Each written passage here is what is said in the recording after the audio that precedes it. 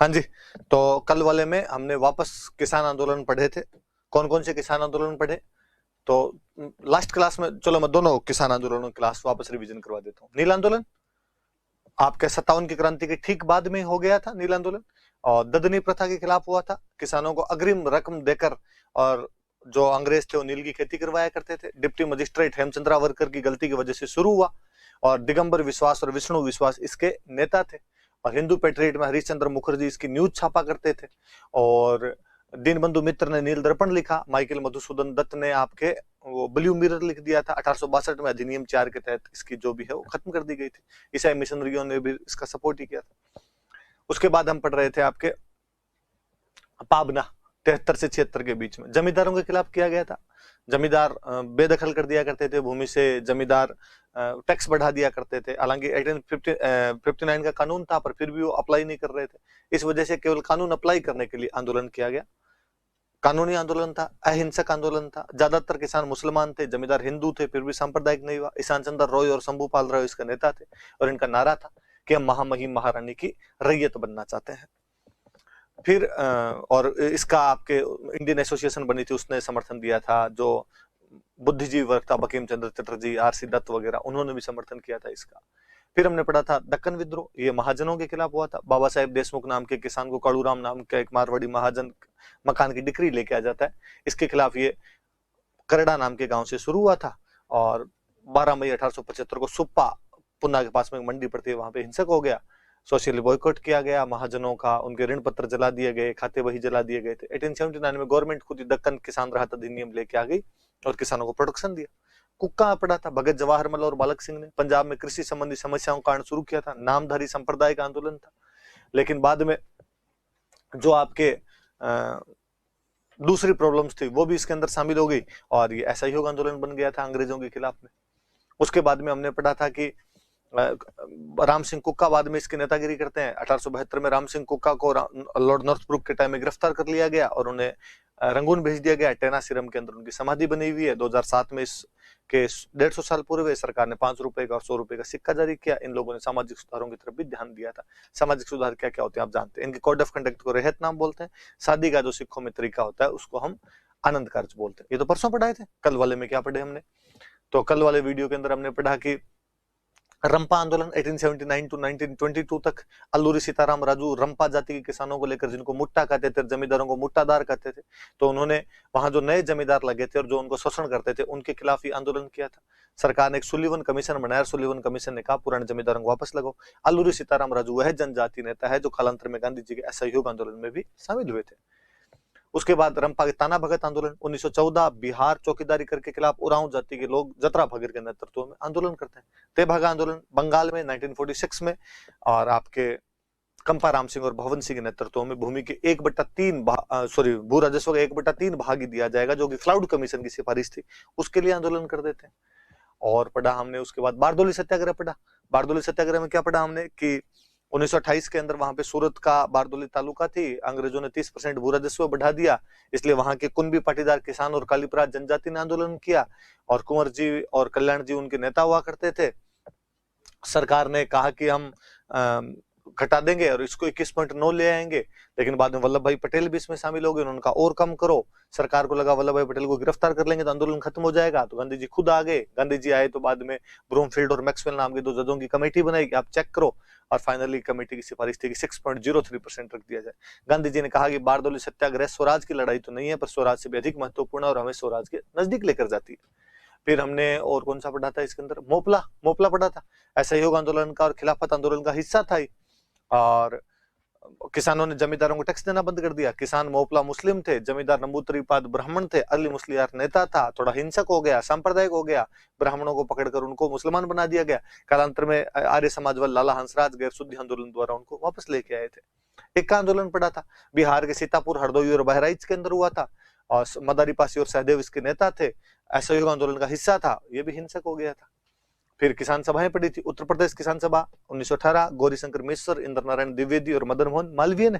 1920 में अवध किसान सभा बाबा रामचंद्र ने बनवाई, और उसमें आपके कौन कौन थे? दुर्गपाल सिंह, जिंगुरीपाल सिंह, माता बदल पांडे, केदारनाथ, जवाहरलाल नेहरू खरगांव मुख्य केंद्र था। नाई धोबी बंद किया गया था। उसके बाद पड़ी थी बिहार किसान सभा 1923 में सहजानंद सरस्वती, और इन्होंने बैकास्ट भूमि आंदोलन भी चलाया था। आंध्र प्रांतीय रहित सभा 1928, एनजी रंगा, और उनका गांव था निदुबोल, जहां पर पहला किसान स्कूल खोला गया था।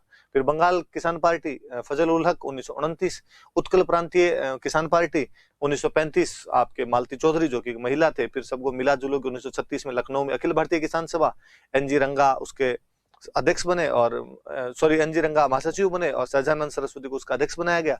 पहला अधिवेशन फैजपुर में हुआ इनका 37 में। तब कांग्रेस का भी उधर चल रहा था, कांग्रेस के अध्यक्ष थे नेहरू जी, इनके अध्यक्ष थे एनजी रंगा। इनके दबाव की वजह से कांग्रेस को अपना कृषि कार्यक्रम जारी करना पड़ गया था। इंदुलाल याग्निक एक समाचार पत्र निकालते थे, किसान बुलेटिन। इतनी बातें हमने 2 दिन के अंदर की थी। हमने किसानों के आंदोलन पढ़े थे। आज मैं थोड़े नए आंदोलन पढ़ाता हूं, अपने जनजातियों के आंदोलन। आपने नाम नहीं सुने होंगे, कम पढ़े होंगे। यदि आप में से किसी ने पढ़े होंगे तो वेल एंड गुड, नहीं पढ़े तो आप देख लेना। फैक्चुअल जानकारियां हैं ज्यादातर, पर पूछ ली जाती है। पहले तो कि जनजातीय क्षेत्रों में आंदोलन क्यों? मैं जब अपने राजस्थान में भी जनजातीय आंदोलन पढ़ाता हूं तो मैं आपको बता देता हूं कि जनजातियां सदियों से जंगलों में सेपरेट रहती थी। उनका हमसे कोई लेना देना था नहीं। जंगल में जो भी फल फूल कंद मूल गोंद शहद मिलता उस पर उनका अधिकार था, उससे अपना जीवन यापन करते थे, उसे खाया करते थे, उसी को बेच बाच के थोड़ी बाहर से सामग्री लेके आ जाते। पर बाहरी दुनिया से ज्यादातर कॉन्टेक्ट उनका खत्म था। अंग्रेज जब आए तो अंग्रेजों ने कहा कि भाई ये जो जंगल है इनको काट के यहाँ पे खेती करो, खेती करोगे तो टैक्स मिलेगा। तो जब वहां पे खेती करने के लिए गए तो 2 चीजें, एक तो खेती करने के लिए गए तो जनजातियों को तो खेती आती नहीं थी, तो बाहर से लोगों को खेती के लिए लेके गए। फिर जब खेती होने लगी तो जमींदार भी हुए, वहां पर कोई महाजन भी गए, अंग्रेज भी जाके बसे। तो एक तो जो बाहरी लोग थे उनके खिलाफ उन लोगों में गुस्सा था, डिससेटिस्फेक्शन था उनमें, और उनको लगता था कि यार ये कौन है नेतागिरी करने वाले, हमारी परंपरागत भूमि जो है हमसे छीन ली गई। ये जल जंगल और जमीन की लड़ाई थी उनकी कि भाई हमारे जंगल हमसे छीने जा रहे हैं। ये तो वो कारण था कि जंगल काट के वहां पे खेती करवानी शुरू कर दी। इसलिए उनके जो परंपरागत तरीके थे, उनकी जो परंपरागत खेती, वो झूम खेती करते थे। थोड़ा जंगल जला दिया, वहां खेती कर ली, फिर वहां 2 साल की फिर छोड़ दिया, फिर आगे जंगल जलाया उसको छोड़ दिया। इस प्रकार से क्या करते थे वो लोग। पर अब वो नए प्रकार के लोग आए तो उनके जो ट्रेडिशनल एग्रीकल्चर सिस्टम था वो पूरा कोलैप्स कर जाता है। फिर जब उन क्षेत्रों के अंदर गए तो अंग्रेजों को लगा ये तो ठीक है, भोले बड़े लोग हैं, इनको ईसाई बनाया जाए। तो ईसाई मिशनरियों का प्रभाव बढ़ने लग गया। उनके खिलाफ भी उनमें गुस्सा था कि हमारे भगवानों को तो गालियां निकालते हैं और अपने भगवान को मानने के लिए कहते हैं, तो वो भी उनमें गुस्सा था। जमींदारों के, महाजनों के, जो बाहर से जो भी लोग जाते थे, दिक्कू मैंने बताया था, परेशान करने वाले लोग, उन दिक्कुओं के खिलाफ भी उनमें गुस्सा था। इस वजह से भी वो ये सब किया करते थे। और जो अपने राजस्थान जीके में जो पढ़ते हैं, उनके जो सामाजिक रीति रिवाज थे, सोशल कस्टम्स थे, उनके अंदर अंग्रेजों ने छेड़छाड़ करने की कोशिश की। जनजातियां थी, जनजातियों में खूब सारे ऐसे कुछ सोशल कस्टम हुआ करते थे उनके अंदर कि वो मानव की बलि दे दिया करते थे कई बार। तो अंग्रेजों ने कहा भाई ये गलत है। उन्होंने कहा गलत कैसे, ये तो हम जानते हैं क्या सही है और क्या गलत है, तुम थोड़ी बताओगे हमें क्या बात है और क्या बात नहीं। तो ऐसी कई चीजों को लेकर, सामाजिक क्षेत्र की चीजों को लेकर, आर्थिक क्षेत्र की चीजों को लेकर, कई जगह जब उन्होंने खुद ने खेती करनी शुरू की तो उन पर टैक्स ज्यादा लगने लग गए। बूढ़े लोग थे, महाजन अपने चंगुल में फंसा लिया करते थे, जमींदारों का टैक्स नहीं चुका पाते थे। ये कई कारण इकट्ठे हुए जब उन्होंने समय समय पर अलग अलग क्षेत्रों में अंग्रेजों के खिलाफ आंदोलन कर दिया।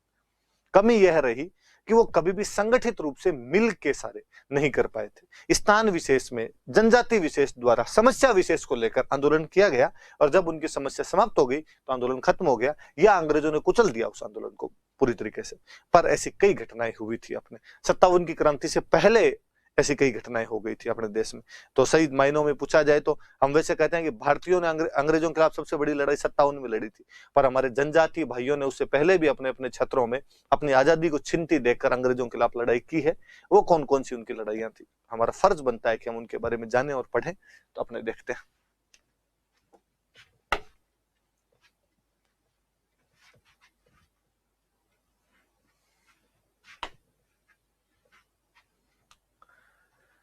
मैं लिख लेता हूं ये सारा, वरना इस पे यार वो लफड़ा। एक सन्यासी विद्रोह।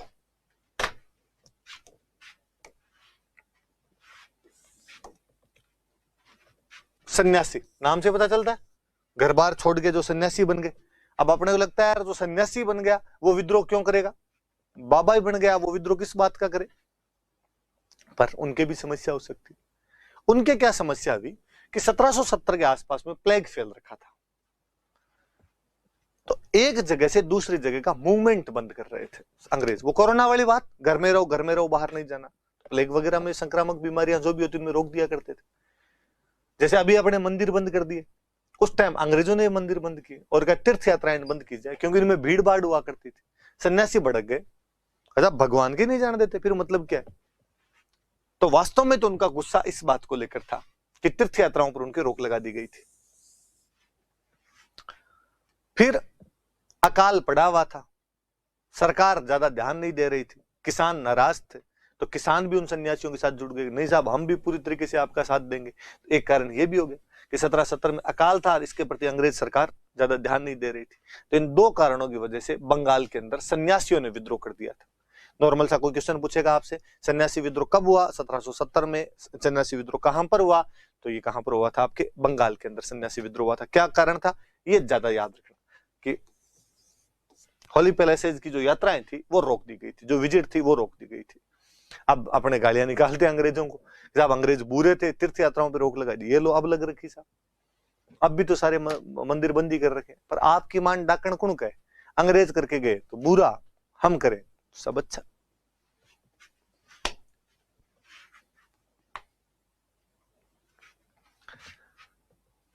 याद रखने वाली सबसे बड़ी बात तो यही है कि इसकी जानकारी कहां से मिलती है। तो आनंद मठ नाम का एक ड्रामा है, मेरा खूब बार ये क्वेश्चन देखा हुआ भाई, इसी नाम से ही पूछा हुआ कि सन्यासी विद्रोह की जानकारी कौन सी पुस्तक से मिलती है? आनंद मठ। आनंद मठ किसने लिखा था? तो बंकिम चंद्र चटर्जी ने आनंद मठ लिखा था। बंकिम चंद्र चटर्जी बंगाल के एक बड़े आपके साहित्यकार हुए हैं, और आनंद मठ का ही भाग है अपना वंदे मातरम। मैं पहले किसी वीडियो के अंदर और बता चुका हूं, और उसमें सन्यासी विद्रोह की अपने को जानकारियां मिलती। फाइनली वॉरेन हेस्टिंग्स खुद जो गवर्नर जनरल था, उसको विद्रोह दबाने के लिए सैनिक अभियान करने पड़े थे, मिलिट्री वगैरह पुलिस वगैरह भेजनी पड़ी थी, तब सारे बाबे कंट्रोल के अंदर आए थे, तब सारे सन्यासी कंट्रोल में आए थे, वरना तो कंट्रोल में नहीं कर पाए थे इन सन्यासियों को। और अपने तो ना ये भी हमेशा रहा ही है कि अपने सन्यासी होने को कभी यूं देखा ही नहीं जाता था कि सन्यासी हो गया इसका मतलब अब दुनिया में उसका ध्यान ही नहीं है, एकदम बाबा बन गया। ना ना ना, अपने हुआ करता था कि नहीं, देश की धर्म की इनकी रक्षा के लिए सन्यासी हमेशा आगे आते थे। और वो अपने राजस्थान जी के पढ़ते हैं तब हमेशा पढ़ते हैं कि हम नागा साधु, दादूपंथी जो साधु थे, नागा साधु थे, मराठों के खिलाफ, मुगलों के खिलाफ क्या लड़े यार वो लोग, हथियार रखते थे बाकायदा। तो अपने आदमी इन्वॉल्व रहता था, पर अपने निजी जिम्मेदारियां छोड़ दिया करता था। कहने का मतलब उसका ये होता था, बाकी समाज के हित के लिए तो वो लोग हमेशा आगे आए थे। तो भले सन्यासी आए हो, भले नागा साधु आए हो, तो ये चीज याद रखना आप। ये सबसे बड़ी बात याद रखना कि इसकी जानकारी कहां से मिलती है। आनंद मठ उपन्यास किसका है? बंकिम चंद्र चटर्जी का उपन्यास है। ये फोटो भी लगाई मैंने भाई आपको, बंकिम चंद्र चटर्जी का आनंद मठ उपन्यास है, देख लेना आप। अब हिंदुओं वाले सन्यासियों ने कहा, तो मुसलमानों वाले फकीरों ने कहा अच्छा हम कौन से काम हम भी करेंगे, तो उन फकीरों ने भी आंदोलन कर दिया। वो सेम सी समस्या, किसानों की समस्याएं, उनकी खुद के जो चीजें थी उनके अंदर समस्या। हालांकि अब ये देखो सीधे सीधे जनजातीय आंदोलन नहीं है, जनजाति आगे आएंगे, पर इनमें भी थोड़ी बहुत जनजातियां जुड़ी हुई रहती थी, इसलिए इनके साथ ही अपने पढ़ लेते हैं। बंगाल में वह नेता कौन कौन थे? चिराग अली और मजनू भाई। चिराग अली और मजनू शाह इसके नेता थे, दो बड़े नेता याद रखने। पर ये मुस्लिम फकीरों का था, इसके बावजूद इसमें दो हिंदू नेता भी थे, ये याद रखने वाले। और एक तो महिला, और देवी चौधरानी। और देवी चौधरानी बाद में बंगाल के नाटकों की मुख्य नायिका रही है, इन पर नाटक लिखे गए हैं, इन पे फिल्में बनी है बंगाल के अंदर। शायद मुझे जहां तक याद आता है एक बॉलीवुड में भी मूवी बनी हुई, मैंने नहीं देखी भाई, आप में से कोई देखे तो आप वापस बताना कि कैसी है कैसी नहीं है, किसी ने देख रखी है तो बताना, तो हम भी देख लेंगे। तो भवानी पाठक और देवी चौधरानी इसके दो हिंदू नेता थे। तो याद रखेंगे कि फकीर विद्रोह के दो हिंदू नेता कौन थे, तो भवानी पाठक और देवी चौधरानी। मुस्लिम नेता वो तो याद रह जाएंगे, फकीर चिराग अली, उसने कहा मैं चिराग जला दूंगा भाई सबके। एक मजनू भाई थे, मजनू भाई अपने मजनूगिरी छोड़ चुके थे, फकीर बन चुके थे। मजनू बनता हो फकीर हो ही जाता है लास्ट के अंदर। तो बस ध्यान रख लेना आपने, तो दो हिंदू नेताओं के नाम याद रख लेना, दो ही है, फकीर विद्रोह वाले। देवी चौधरानी पर भी एक की कोई बुक थी, बंकिम चंद्र चटर्जी की लिखी हुई बुक थी, ऊपर लिखा हुआ बंकिम चंद्र चट्टोपाध्याय। मैंने एक दिन बताया था ये चटर्जी, मुखर्जी, बनर्जी, बंदोपाध्याय, मुखोपाध्याय, चट्टोपाध्याय होते हैं, लिखा देख लो बंकिम चंद्र चट्टोपाध्याय। कोई एक बुक का कवर मिला तो मैंने दिखा दिया आपको। खासी खासी जनजाति। बेसिकली गारो खासी जयंती आती है आपके दिमाग में, मेघालय आ जाता है कि मेघालय के अंदर वहां पर ये जनजातियां रहती है आपने, तो वहां एक पहाड़ी का नाम भी है, मेघालय में एक पहाड़ी है खासी पहाड़ी, उसके आसपास ये खासी जनजाति रहती है। और पहले असम का भाग हुआ करता था, मेघालय तो होता नहीं था अंग्रेजों के टाइम, असम हुआ करता था, तो आप इसको असम मान लो, अब का माने तो अपने मेघालय मान लो, पर अंग्रेजों के टाइम असम था तो मैंने असम लिख दिया इसको। क्या कारण थे? कारण बड़ा जोरदार, अंग्रेज खासी पहाड़ी से लेके असम में एक जगह पड़ती है सिलहट, याद आया हो तो आपके, मैंने बताया था कि असम के सिलहट तथा उत्तर पश्चिम सीमा प्रांत में जनमत संग्रह करवाया जाएगा, ऐसी बात कोई मैंने आपको पढ़ाई थी, तो वही भाई सिलहट। आपको अंग्रेज खासी पहाड़ी से सिलहट के बीच में एक सैनिक मार्ग बना रहे थे कि कल को बर्मा की तरफ जाना हो तो उधर से एक मार्ग निकले, रोड रूट निकल जाए एकदम। और जब ये मार्ग बनाया जा रहा था तो खासी पहाड़ी से बना रहे तो आसपास में खासी जनजाति के लोग रहते, तो उनसे यहाँ पे बेगार करवा रहे थे, जबरदस्ती उनसे काम करवाया जा रहा था। इस बात पर उन लोगों को गुस्सा आया, और इस बात पर गुस्सा आया तो उनके नेता थे वहां पे तीरथ सिंह नाम का नेता था, इसके नेतृत्व में वहां खासी जनजाति ने भी तो किया ही था, और भी वहां पर जो भी सिंहपो जाति थी, एक खांगटी जाति थी, इन लोगों ने भी विद्रोह कर दिया था, कई लोगों ने, सिंहपो, खांगटी और ये खासी खुद, इन सब लोगों ने मिलकर अंग्रेजों के खिलाफ विद्रोह कर दिया था, याद रखना भाई। तो खासी विद्रोह 1829 में, मेघालय का दो आज का, उस टाइम का असम। कारण क्या है? तो खासी पहाड़ी से सिलहट के बीच में सैनिक मार्ग बनाया जा रहा है, इनसे जबरदस्ती काम करवाया जा रहा था, इसलिए इन लोगों ने तीरथ सिंह के नेतृत्व में आंदोलन किया। सिंहपो और खांगटी जाति भी इनके साथ में जुड़ी हुई थी। आपको सिंपल पूछेंगे, तीरथ सिंह के नेतृत्व में जो विद्रोह किया गया था उसका कारण क्या था, या वह विद्रोह कौन सा था? तो याद रख लेना, वह विद्रोह कौन सा था? तो खासी विद्रोह था। ये तीरथ सिंह का भी फोटो भाई मेघालय के अंदर उनका लगा हुआ है, मूर्ति लगी हुई, वहां से हमने उठाया, सीधा देख लेना आप थोड़ा। तीरथ सिंह जी का जनजातीय नेता थे। कोल एक जनजाति और होती, तो कोल रिवोल्ट जो था वो क्या था? छोटा नागपुर का पठार जो अपने झारखंड के अंदर आ जाता है, यहां पर ये कोल जनजाति रहती है। 1831 में इन लोगों ने वहां पर आंदोलन कर दिया था। क्या कारण था? ये अपने मुखिया को बोलते थे मुंडा। मुंडा वहां पर एक अलग जनजाति भी होती है, और ये मुखिया को भी मुंडा कहते थे। वही मैंने बताया कि अंग्रेज इनके क्षेत्रों में खेती करने के लिए गए, इनको खेती आती नहीं थी, खेती नहीं आती तो वहां पे दूसरे किसान बसाए जाके, तो वहां ज्यादातर जो किसान बसाए वो मुस्लिम और सिख थे।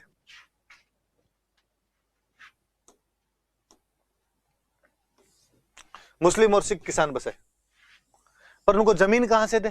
तो जमीन इनकी लेके दे। ये मानते थे जमीन हमारे जमींदार की, मुखिया की, और मुखिया को बोलते थे मुंडा। तो वो जितने भी इनके मुंडे हुआ करते थे, उन मुंडों से जमीन ले ली, और मुंडों से जमीन ले किसको दे दी? मुसलमानों को और सिखों को दे दी।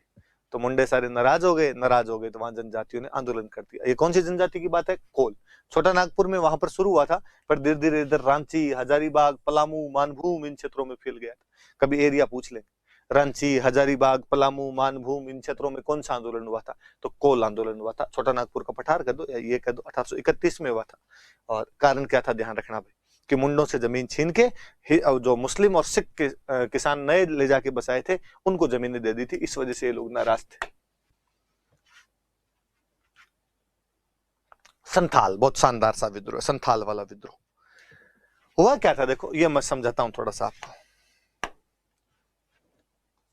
बंगाल और बिहार में राजमहल से लेके भागलपुर तक का इलाका, भागलपुर नाम सुना होगा, बिहार में जगह। भागलपुर कांड पे आपकी मूवी बनी हुई है गंगा जल, देखी होगी ज्यादातर लोग। तो वो सत्य घटना है, उसमें अपराधियों आंखें वांखें जला देते। नहीं देखी, देख लेना, अच्छी मूवी है भाई गंगा जल। तो राजमहल और भागलपुर वाला क्षेत्र था, ये संथाल क्षेत्र था। और संथालों की भाषा में इसको बोलते थे दामन एक को है।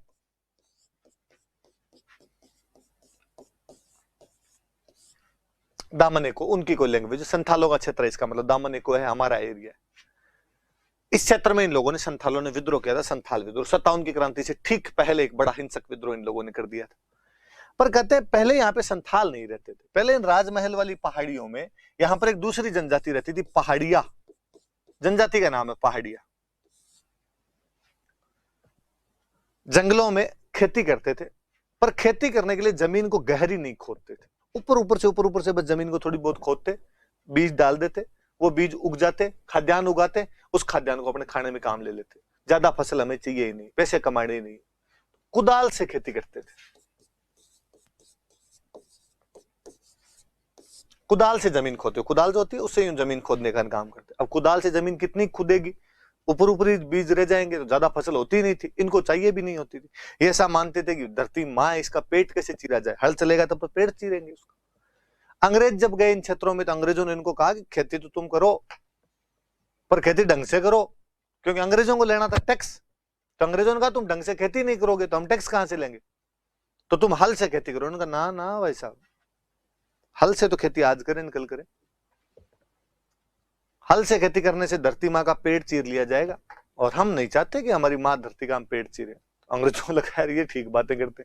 उधर पास वाले इलाके में एक दूसरी जनजाति रहे संथाल, ये खेती करते थे और बाकायदा हल से खेती करते थे। अंग्रेजों ने इनको कहा कि हम तुम्हें नई जमीन दिलवा दें तो तुम वहां हल से खेती कर लोगे। संथालों ने कहा मेहनत कश लोग। अंग्रेज इनको राजमहल वाली पहाड़ियों में लेके गए और वहां का ये पहाड़िया जनजाति है, इनकी जमीन है, छीन लो। आपस में लड़ा दिया, पहाड़ियों को और संथालों को आपस में लड़ा दिया गया। इस लड़ाई का नाम ही है कि पहाड़िया वर्सेस संथाल कहते हैं, या तो इसको या कहते हैं कुदाल बनाम हल। कि पहाड़िया जो थे वो क्या यूज में लेते थे, कुदाल, वर्सेस संथाल क्या यूज में लेते थे। तो कोई पूछे कि पहाड़ी और संथालों की लड़ाई को क्या कहा जाता है, तो इसे कुदाल बनाम हल की लड़ाई कहा जाता है। कि एक तरफ जहां पर कई लोगों के पास में कुदाल थी, वहीं दूसरे लोगों के पास में क्या थी, हल था। तो आपकी कुदाल और हल की लड़ाई कहा जाता है इसको। संथाल गए, संथालों ने पहाड़ियों को भगा दिया। अब वहां पे खेती कौन करने लगे, संथाल। अंग्रेजों ने टैक्स लेना शुरू कर दिया। पर थोड़े सालों बाद संथालों ने पाया कि 12 महीने और 24 घंटे की मेहनत के बाद भी वो कितना भी अनाज उत्पन्न कर ले, लेकिन ना तो टैक्स की पूर्ति हो रही है, ना महाजन का ऋण पूर्ति किया जा रहा है, जमींदार उसे जमीन से बेदखल और कर रहा है।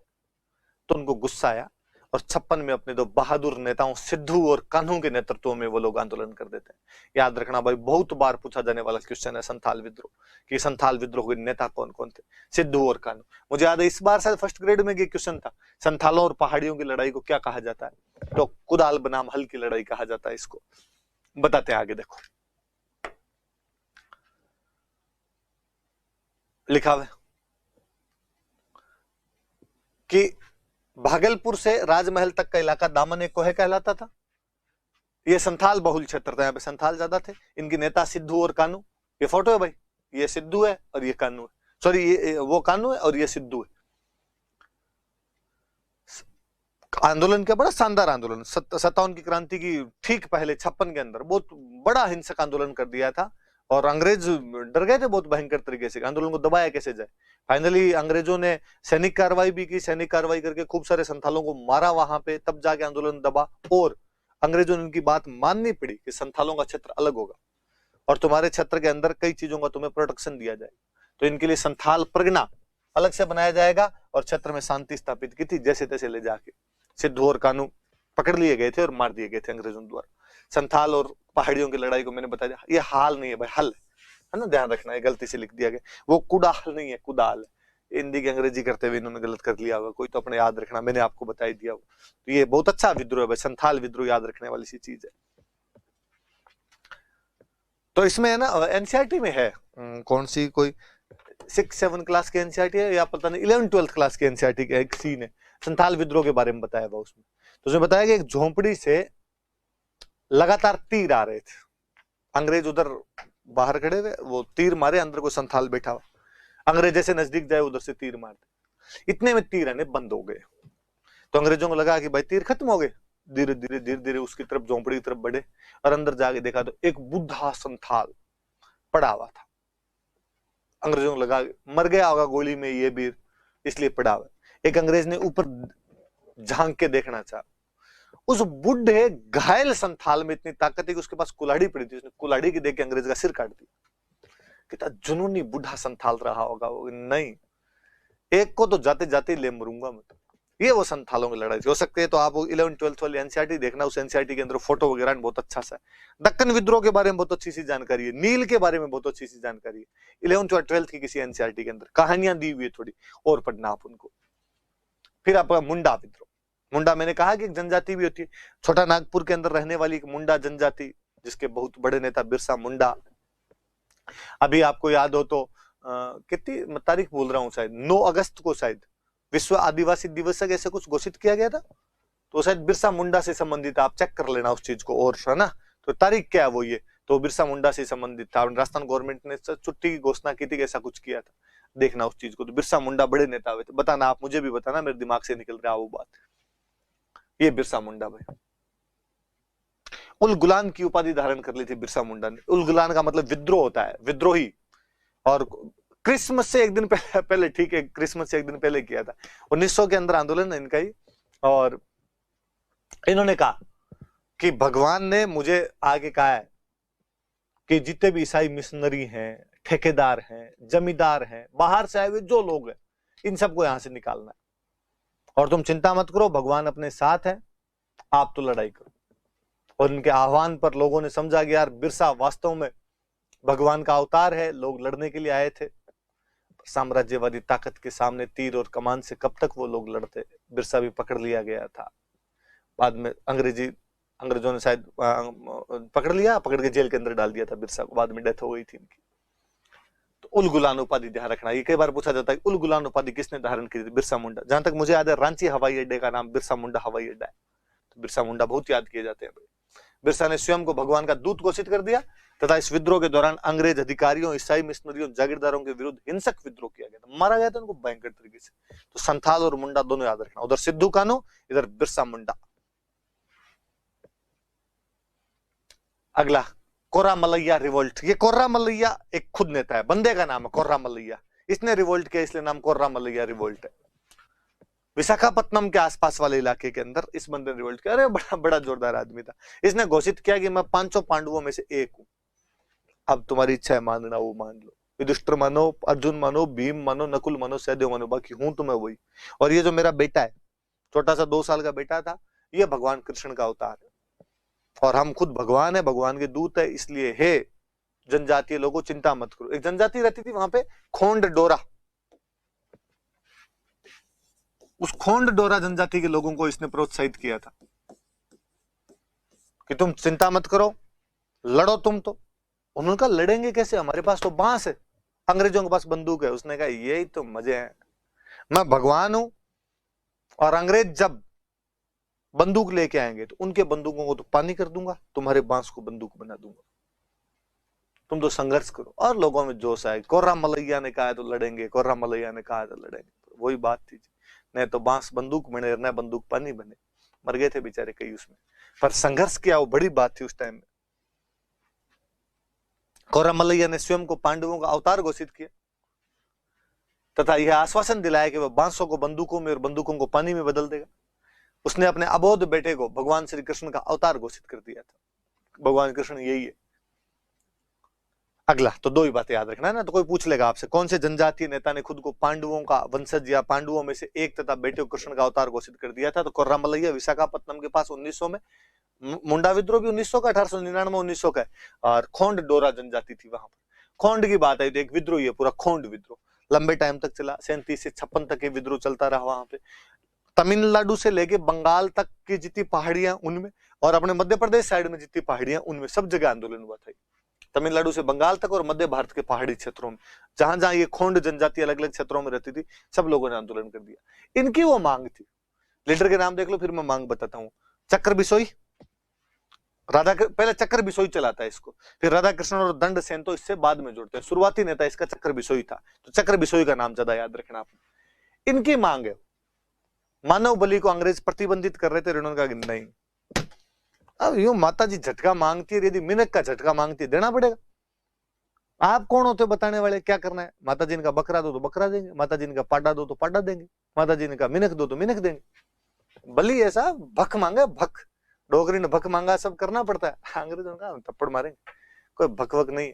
और ऐसे थोड़ी होता है, क्रूरतम प्रथाएं तुम्हारी, कहीं लुगाइयों को बाल देते और कहीं आदमियों को काट देते और सब बंद करेंगे। तो समझदार थे वो, तो समझ गए। जनजातीय लोग इतनी बातें जानते नहीं थे, इनको लगा हमारे सामाजिक रीति रिवाज में हस्तक्षेप करने की कोशिश की जा रही है, तो इन्होंने इसका विरोध कर दिया था। सरकार ने नए नए टैक्स लगा दिए थे इनके क्षेत्रों में, उनका विरोध होना ही था। जमींदार और महाजन डिक्कू आ गए, दिकुओं के खिलाफ आंदोलन होके रहेगा, तो दिकुओं के खिलाफ आंदोलन होना ही था अपने आप में। हाँ तो वापस देख लेना भाई, है ना, दो तीन इसमें यूं समझने वाली सी बातें। दो, खोंड विद्रोह तमिलनाडु से लेके बंगाल और मध्य भारत के पहाड़ी क्षेत्रों में हुआ। चक्र बिसोई इसके नेता थे। राधाकृष्ण और दंड सेन बाद में जुड़े थे इससे। मानव बलि अंग्रेज हटा रहे थे उसके खिलाफ, नए टैक्स लगा दिए थे उसके खिलाफ, और दिक्कुओं के खिलाफ यह आंदोलन किया गया था। बता दी मैंने सारी बातें। सीधी सीधी याद रखने वाली चीज है, नेता वगैरह याद रखने नहीं, बाकी फैक्चुअल जानकारी। भील विद्रोह 1812 से लेकर 1846 तक भीलों ने विद्रोह कर दिया। कहां पे? महाराष्ट्र, अपना जो पश्चिमी तट है महाराष्ट्र में, वहां पर एक जगह पड़ती है अपने खानदेश। उस खानदेश के आसपास वाले क्षेत्र में भील ट्राइब रहती थी, इसने विद्रोह किया। वैसे हमें लगेगा भाई 1812 से 46 तक लंबा कर दिया, पर ये बीच बीच में तोड़ तोड़ के किया था। 3 चरणों में हुआ था। 1812 में शुरू किया, 19 में बंद कर दिया था, फिर 25 में शुरू किया, 29-30 तक चलाया था, फिर वापस 31 में शुरू किया, 46 तक वापस चला दिया था इन लोगों ने। तो 3 चरणों में रुक रुक के आंदोलन होता रहा था, पर आंदोलन तो हुआ। नेता था सेवरम। क्वेश्चन पूछा जाएगा, सेवरम के नेतृत्व में भारत का कौन सा जनजातीय आंदोलन किया गया था? तो सेवरम ने कौन सा आंदोलन कर दिया? सेव और रम दोनों साथ में, रम के साथ में सेव खाता होगा, इसलिए नाम क्या पड़ गया इसका? सेवरम। भील आंदोलन किया था। खानदेश खाता था, तो कौन सा देश हो गया इनका? खानदेश हो गया। याद रहेगी बात। कब से कब तक? 1812 से 46। लंबा लगे तो कहना है भाई 3 चरणों। वही अपने बिजो लिया भाई, लंबा है पर अपने भी तो 3 चरण पड़ते हैं अलग अलग, वैसे कुछ यहाँ पे। किट्टूर रिवॉल्ट, ये बड़ा शानदार है किट्टूर वाला। कर्नाटका में एक जगह पड़ती है किट्टूर। अंग्रेजों ने संधियां वगैरह कर ली जब राजाओं के साथ में, तो अंग्रेज बताते भाई अगला राजा कौन बनेगा, अगला राजा कौन नहीं बनेगा। यहां पर यही प्रॉब्लम। छोटी सी रियासत है किट्टूर। किट्टूर की रानी थी चेन्नम्मा, और चेन्नम्मा के पति की डेथ हो जाती। चेन्नम्मा एक बेटे को गोद लेना चाहती, और गोद लेके राज्य को आगे बढ़ाना चाहती। अंग्रेजों ने मना किया कि गोद लिए हुए बेटे को तो हम मानेंगे नहीं। वही झांसी की रानी वाला किस्सा जो 57 की क्रांति में हम पढ़ते हैं, कि झांसी की रानी भी बेटा गोद लेना चाहती थी, अंग्रेजों ने स्वीकृति नहीं दी। यहां पर भी रानी चेन्नम्मा गोद लेना चाहती है और स्वीकृति नहीं दे रहे अंग्रेज, किट्टूर रियासत। तो रानी विद्रोह करती कटप्पा को साथ लेके। कटप्पा नहीं है भाई, रायप्पा है, याद रखना। कटप्पा याद रह जाए कहीं आपकी। रानी चेन्नम्मा ने विद्रोह किया, साथ किसने दिया? रायप्पा। और एक बार तो किट्टूर को आजाद करवा देते हैं, अंग्रेजों को भगा देते हैं। वहां धारवाड़ जगह पड़ती थी, धारवाड़ के कलेक्टर को मार दिया था, और किट्टूर का किट्टूर आजाद। आज के बाद किट्टूर पे किसी का अधिकार नहीं। फाइनली अंग्रेजों ने सेना वेना भेज कर जैसे तैसे मामला दबाया, यार मारेंगे, और वापस अंग्रेजों ने वहां पे जा कब्जा किया। तो याद रखना भाई, 1824 के अंदर रानी चेन्नम्मा अपने मंत्री रायप्पा को साथ लेकर अंग्रेजों के विरोध करती है। कहां पर? तो विरोध किट्टूर रियासत में किया गया, जो आधुनिक कर्नाटका के अंदर आता है। कारण क्या था? कि दत्तक पुत्र को उत्तराधिकारी नहीं मान रहे थे। एडॉप्टेड सन जो था उसको सक्सेसर घोषित अंग्रेज नहीं कर रहे थे। महिला ने किया तो याद रखने वाली ज्यादा बात है, तो लड़कियों तुम ज्यादा याद रखना। अंग्रेजों ने इस विद्रोह को दबा दिया। गोंडजी बाग विद्रोह। टिप्पू सुल्तान का नाम सुना होगा आप। 1799 में टिप्पू सुल्तान अंग्रेजों के खिलाफ लड़ता हुआ मारा जाता है। 100 दिन भेड़ की तरह जीने से अच्छा है कि एक दिन शेर की तरह जिया जाए। वह व्यक्ति लड़ा और लड़ता हुआ अंग्रेजों के खिलाफ मारा गया। मैसूर पर अंग्रेजों ने कब्जा कर लिया, तो मैसूर में एक जना विद्रोह कर देता, उसका नाम था गोंडजी बाग। और क्या विद्रोह शानदार किया कि उस समय के भारत के गवर्नर जनरल लॉर्ड वेलेस्ली को विद्रोह दबाने के लिए खुद जाना पड़ा। कैसे तो पार ही नहीं पड़ेगी, वेलेस्ली नहीं जाएगा तो याद रखना भाई, गोंडजी बाग। बाग नाम है तो फिर चिता आदमी है।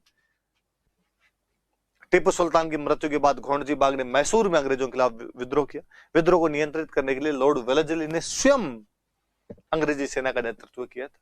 तो अब कोई पूछे आपसे कि भाई कौन से विद्रोह को दबाने के लिए स्वयं अंग्रेज गवर्नर जनरल को जाना पड़ गया था, लॉर्ड वेलेस्ली को जाना पड़ गया था? तो गोंडजी बाग विद्रोह। कहां पर? मैसूर। कब? टिप्पू सुल्तान की मृत्यु के बाद उसने ऐसा किया था। तो याद रखना बात। लड़ते समय गोंडजी बाग की मृत्यु हो गई, और गोंडजी बाग वीर गति को प्राप्त हुए। युद्ध में लड़ते हुए मरना बहुत बड़ी बात हुआ करती थी। गोंडजी बाग मरे भाई युद्ध में लड़ते हुए। अगला विद्रोह तो और बड़ा शानदार, दीवान वेलुटम्पी का विद्रोह। वेलाटम्पी या वेलुटम्पी केरला की एक रियासत पड़ती है त्रावणकोर।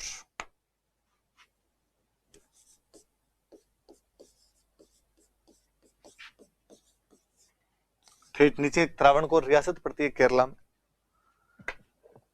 और वहां पर अंग्रेजों के साथ में संधि हो गई। संधि होने के बाद में अंग्रेज वहां के राजा के साथ, अधिकारियों के साथ बहुत बुरा बर्ताव कर रहे थे, और दीवान वेलुटम्पी को या वेलाटम्पा को इस बात पर बहुत गुस्सा आता था कि यार ऐसे कैसे महाराज के साथ इतना बुरा बर्ताव कैसे किया जा सकता है, और यह बंदा वहां पर अंग्रेजों के खिलाफ बगावत कर देता है। हालांकि अंग्रेजों ने बगावत को दबा दिया था, वेलुटम्पी को फांसी दी थी, पर कहते हैं कि ये मर गया था लड़ते हुए, उसके बावजूद इसके मृत शरीर को ले जाके चौराहे पर टांगा गया था ताकि जनता में दहशत फैलाई जा सके कि याद रहे दोबारा यदि ऐसा किसी ने करने का प्रयास किया तो अंजाम ये होगा। तो वो जो विद्रोह है, वो विद्रोह कौन सा है? दीवान वेलुटम्पी का विद्रोह है। हम और पढ़ लेते हैं क्या बात है। त्रावणकोर रियासत केरला की एक रियासत। 1805 में वेलाजिली ने त्रावणकोर के महाराजा को सहायक संधि करने पर विवश किया। वेलाजिली गवर्नर जनरल था, वही सहायक संधियां करवा रहा था, याद रखना, वेलाजिली ने सहायक संधियां करवाई। महाराजा संधि की शर्तों से राजी नहीं था, इसलिए उसने सहायक कर देने में आनाकानी की, और ये धन बकाया होता चला गया। भाई सहायक संधि में होता था कि हम तुम्हारी रक्षा करेंगे, तुम हमें पैसे दो। राजा संधि नहीं करना चाहता था, जबरदस्ती करवाई तो उसने पैसे देने बंद कर दिए। पैसे देने बंद कर दिए तो वो बकाया बढ़ता चला गया। अंग्रेज रेजिडेंट का व्यवहार भी बहुत दृष्टापूर्ण था। अंग्रेजों का एक अधिकारी हर रियासत में रहता था, उसका रेजिडेंस वही होता तो रेजिडेंट बोलते, वो भी बहुत बदतमीजी किया करता था। अंग्रेज रेजिडेंट का पढ़ लिया। फलस्वरूप दीवान वेलाटम्पी ने विद्रोह कर दिया, जिसमें नायर बटालियन ने उसका समर्थन किया। वहां जो राजा की नायर बटालियन थी कोई, वो उसके सपोर्ट के अंदर आती। अंग्रेजों को एक बहुत बड़ी सेना इस विद्रोह के दमन के लिए भेजनी पड़ी। इन्होंने बात नहीं लिख रखी, पर आप याद रखना, मैं बता रहा हूं आपको वो बात कि दीवान वेलुटम्पी को मरने के बाद भी फांसी पर लटकाया गया था। और मुझे याद है आईएएस में ये क्वेश्चन कई बार पूछा हुआ कि कौन से एक व्यक्ति को मरने के बाद भी फांसी पर लटकाया गया था, तो दीवान वेलुटम्पी को लटकाया गया था। चलो मैं बता देता हूं भाई, एक दो विद्रोह और बता देता हूं आपको। एक बहुत इंपॉर्टेंट विद्रोह जो बीच में कई दिन बड़ा चर्चाओं में रहा था, पाइक विद्रोह, उड़ीसा में हुआ था 1817 में। पाइक वे सैनिक होते थे जिन्हें सेना में लड़ने के बदले में भूमि दी जाती थी कि भाई तनख्वाह नहीं देंगे, आप तो जमीन ले लेना, और राजा की तरफ से लड़ने का काम किया करते थे। तो ऐसे सैनिकों को पाइक कहा करते थे। धीरे धीरे उनका एक समूह बन गया पाइक लोगों का। कालांतर में जब अंग्रेजों के साथ में संधियां हो गई तो उन पाइकों का कोई काम नहीं बचा, वो अपनी खेती वेती में बिजी हो गए। लेकिन अंग्रेजी जो कानून थे, अंग्रेजों के जो टैक्स थे, जमींदारों का शोषण था, महाजनों का जो शोषण था, उसके खिलाफ पाइकों ने विद्रोह कर दिया था। नेता का नाम याद रखना, बक्सी जगबंधु।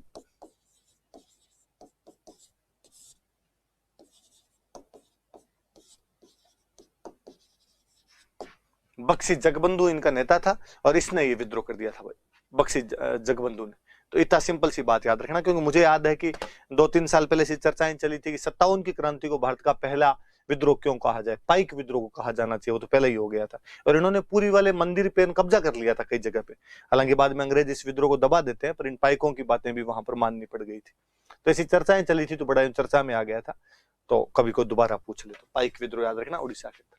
फिर एक विद्रोह पागलपंथी विद्रोह। पागलपंथी रिवोल्ट या पागलपंथी विद्रोह, ये बंगाल का एक सेमी रिलीजियस सेक्ट था। बंगाल का एक अर्ध धार्मिक संप्रदाय था, सेमी रिलीजियस सेक्ट या अर्ध धार्मिक संप्रदाय था। और इसने ये विद्रोह किया था। दो नेता इसके याद रखने, एक नेता का नाम था करम साहब, एक नेता का नाम था टीपू। इन लोगों ने विद्रोह कर दिया था। तो पागलपंथी विद्रोह, बंगाल में एक अर्ध धार्मिक संप्रदाय पागलपंथी, जिसके नेताओं करम साहब टीपू ने ये विद्रोह कर दिया था। इनका नाम ध्यान रखना। फिर एक लो और मैं यहीं पढ़ा देता हूं, एक और फराइजी विद्रोह। फर्जी हो गया, फराइजी का एक है, यह भी बंगाल में हुआ था। यह भी कोई वहां का धार्मिक संप्रदाय टाइप का था। शुरू किया था शरीयतुल्लाह खान ने। इन शरीयतुल्लाह खान का नाम मैं और बताऊंगा आपको, याद रखना यहां पे आप। शरीयतुल्लाह खान ने शुरू किया था, और बाद में इनके बेटे दादू मियां, उन्होंने इसको आगे बढ़ाया था। हालांकि अंग्रेज इसको भी दबा देते हैं, परंतु इसके जो आंदोलनकारी थे, फराइजी विद्रोह के जो आंदोलनकारी थे, बाद में वो एक नए आंदोलन में शामिल हो गए, उसका नाम था वहाबी। वो लोग वहाबी आंदोलन में शामिल हो गए थे। ये बात याद रखने वाली है कि कालांतर में कौन से आंदोलन के विद्रोही वहाबी आंदोलन में शामिल हो गए थे, तो फराइजी विद्रोह के जो थे वो वहाबी आंदोलन में शामिल हो गए। 3 बताए मैंने। पाइक विद्रोह ओडिशा में 1817 में बख्शी जगबंधु नेता थे। पाइक वे सैनिक थे जिन्हें सैनिक कार्यों के बदले में भूमि प्रदान की जाती थी। बख्शी जगबंधु नेता थे। पागलपंथी विद्रोह यह बंगाल का एक अर्ध धार्मिक संप्रदाय सेमी रिलीजियस सेक्ट था जिसके नेता करम शाह और टीपू थे। और फराइजी विद्रोह बंगाल के अंदर हुआ, इसे शरीयतुल्लाह खान ने शुरू किया था। कालांतर में उनके बेटे दादू मियां ने उसको आगे बढ़ाया था और बाद में इसके जो भी आंदोलनकारी थे वो वहाबी आंदोलन के अंदर ज्यादा के शामिल होने लग गए थे, तो वहाबी आंदोलन में शामिल हो गए थे। याद रखना भाई, ज्यादा बड़ी बातें हैं नहीं, नाम है सीधे सीधे से। पर किसान आंदोलन पढ़ा तो मुझे लगा यार जनजातीय पढ़ लेनी चाहिए। आरएस में एक बार 2013 में यहाँ से क्वेश्चन पूछ लिया था, हालांकि उसके बाद तो मैंने कभी नहीं देखा ना उससे पहले देखा था, पर कभी अपनी किस्मत फूटी हो उनमें से पूछ ले। इस बार आदिवासी दिवस वाले लपड़े हुए तो इधर का कोई क्वेश्चन आ जाए तो अपने याद कर लेना इस बात को। थैंक यू, अगली क्लास में और पढ़ेंगे।